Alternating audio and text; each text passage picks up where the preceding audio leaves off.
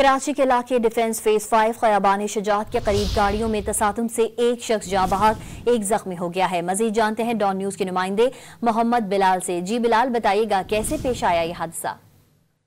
जी बिल्कुल, देखिए defence phase 5 Khayaban Shujaat Shaheen signal के करीब दो गाड़ियों में तसादुम हुआ है। तसादुम के नतीजे में एक शख्स जाँ बहक हुआ है जबकि दूसरा जख्मी हुआ है, जिन्हें सिर्फ इमदाद के लिए अस्पताल मुंतकिल किया गया। जाँ बहक होने वाले शख्स की शनाख्त हैदर अली बल्द जहूर अहमद के नाम से की गई है, जबकि जख्मी शख्स की शनाख्त जुबैर बल्द कासिम के नाम से कर ली गई है। पुलिस हुकाम की जानिब से बताया गया है कि वाकया जो है वो रॉन्ग वे आने वाली गाड़ी के साथ जो है वो हादसा पेश आया है और इस दौरान जो है एक शख्स जाँ बहक हुआ है जबकि दूसरा जख्मी हुआ है। पुलिस की जानिब से जो गाड़ियां हैं वो तहवील में लेकर थाने मुंतकिल कर दी गई हैं, जबकि जो जख्मी है उसको तिब्बी इमदाद फराहम की जा रही है।